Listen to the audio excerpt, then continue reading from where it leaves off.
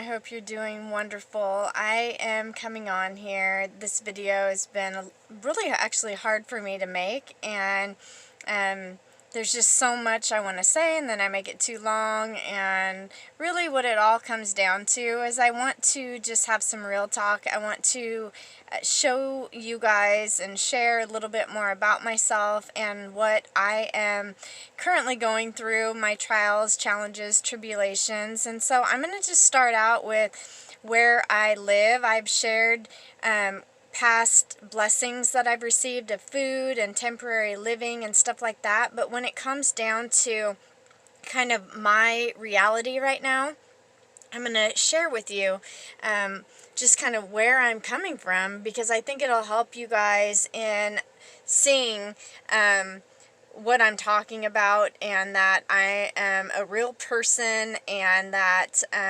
as I continue on in my journey and I share more and more things of what is happening, you can see where I've come from, and it's not just you trying to piece it together. A lot of times people just talk after the fact and they show, hey, I'm abundant and I'm successful and I'm restored and I have all these things, and they kind of go back and share. But right now I'm on this journey. I'm right in the midst of things, and just like yesterday I shared a video on crossing the river of change. Well, I'm crossing the river. I'm in the process of it, and though I'm saying that my body is no longer my mind and things like that, the ego still speaks up. I'm still working on training this body, this subconscious. I am reconditioning and reprogramming, rewiring my brain, and working on the brain and heart coherence. And some of the things that get in the way, that I allow to get in the way, that I struggle with, is the external circumstances being greater than them. Sometimes it's hard for me, and so I'm just going to share. We live in a Toyota Sunraider. We got this for cheap, and my husband sleeps up on this bed, and it's pulled out because just yesterday I noticed, actually, I pulled something out. I don't know if you can see it, but there is a leak, and so I wanted to make sure that the cushion didn't get see if you can see it under here. You can kind of see, maybe. No, probably not. But anyways, the carpet was wet and I don't want it to mildew. Down here is a couch that you can actually flip. If I can show you, you flip the top over and it makes it actually a big bed, and they're actually very comfortable. And that is where I sleep, and I don't flip it out because there's not a lot of room in here. This little couch right here is for my phone, and that's where I get the best reception. I don't get good internet reception. My husband has a little window that he gets a little bit of reception there.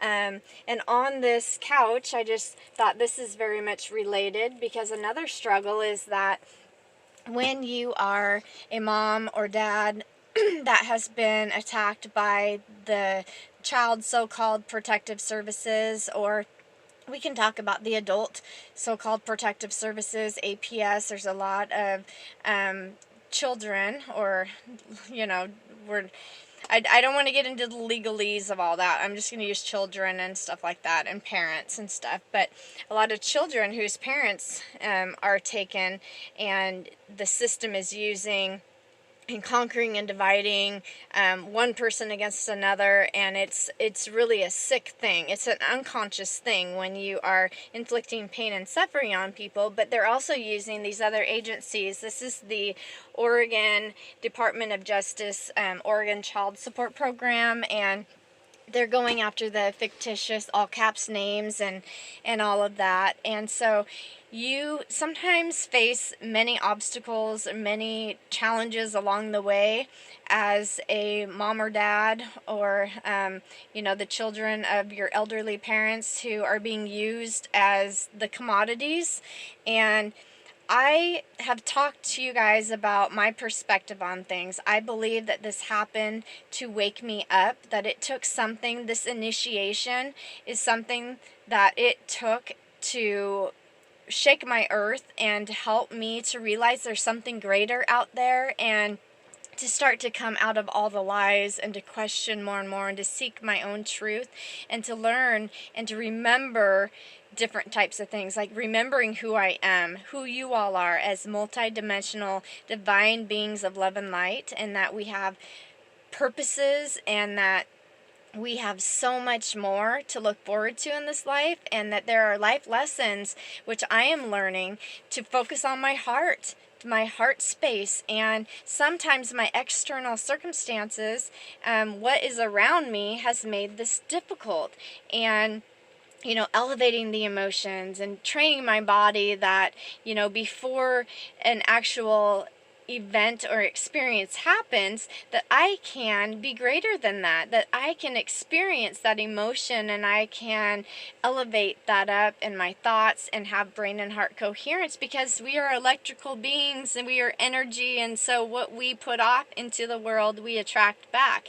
And I truly believe this. I look around and I see people talking about this, and I see just how much change can happen from understanding these deeper knowledge and wisdom that the ancient ones knew and have talked about throughout time, and how people are going back to the roots and being able to focus on our health and on just creating a better world for everyone, and doing so out of a heart space, understanding the survival mode and stress, and how hatred and anxiety and depression and resentment and division does not help anyone. It keeps us stuck, very much stuck, like unsure of what to do next, and in confusion and in ill health, and it down regulates our genes. But when we elevate up into the higher dimensions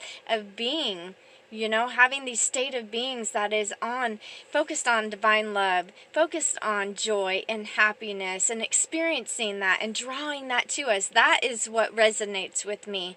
And so there are times when there's others around us who continue to do the same things, and this isn't about judging anyone, but this is about following the calling of your heart, and I have to do that for myself.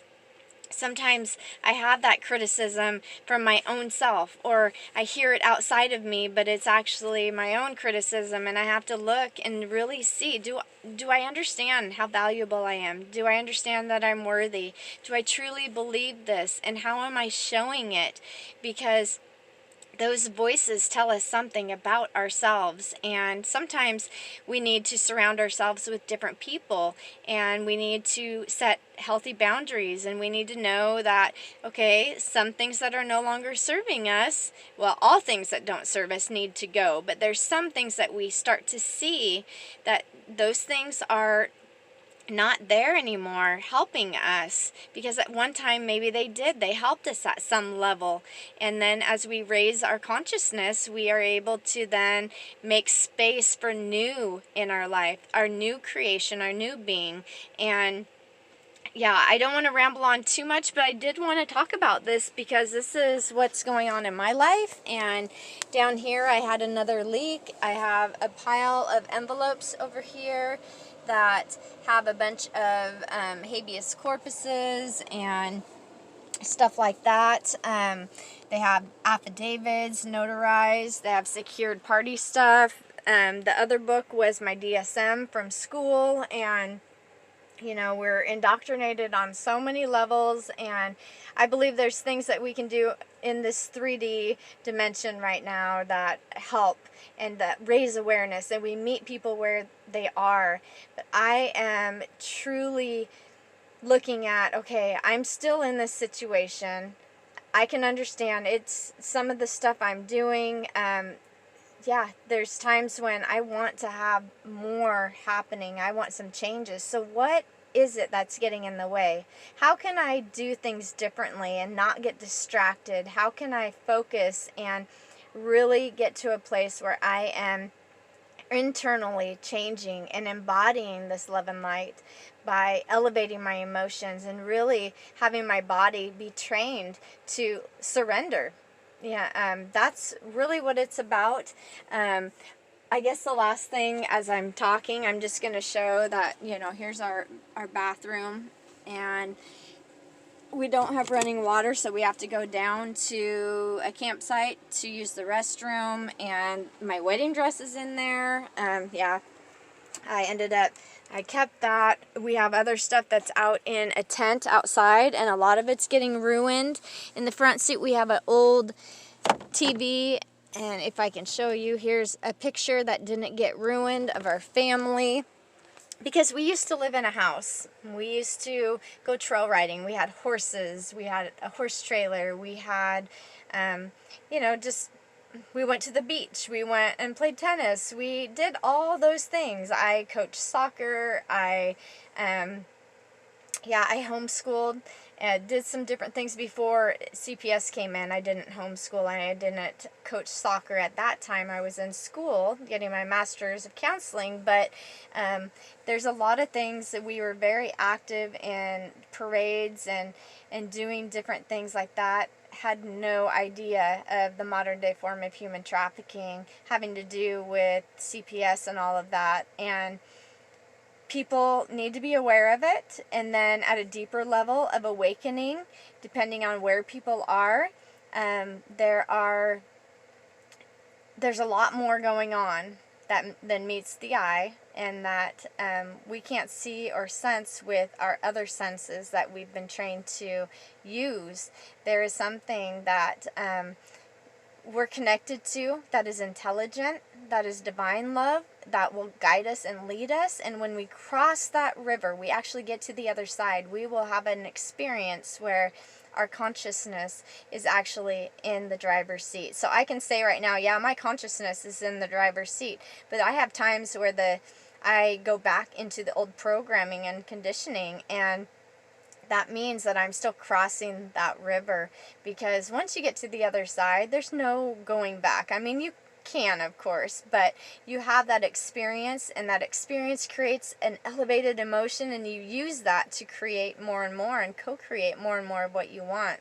So despite what's going on around me, my tent outside that has all the stuff in it, and really understanding that the temporal things don't matter. It's we're here for a reason greater than what we've been led to believe, and that as we learn more and more in these life lessons and build up resilience, that we are going to change dimensions and our realities are going to shift. So this is about shifting. This is about loving ourselves and loving others, moving from that heart space, coming out of survival mode, and truly being the love and light that we are.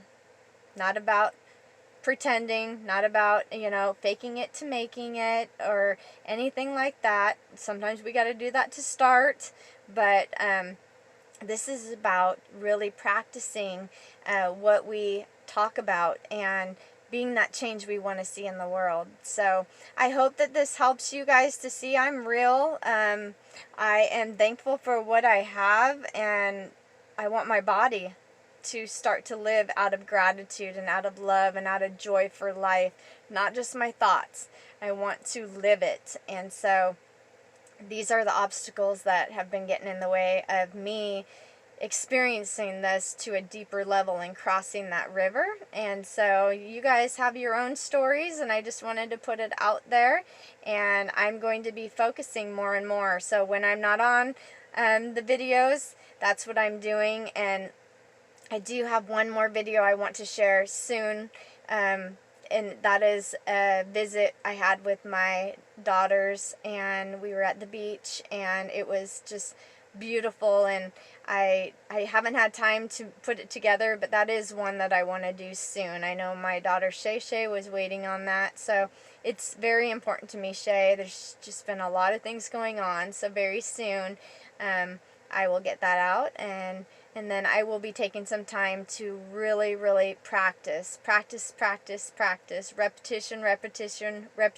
retraining this avatar, my mind and my body, so that my consciousness is fully in the driver's seat at all times. My soul, that means, is leading the show, and I am being guided by this intelligent field that we are all connected to.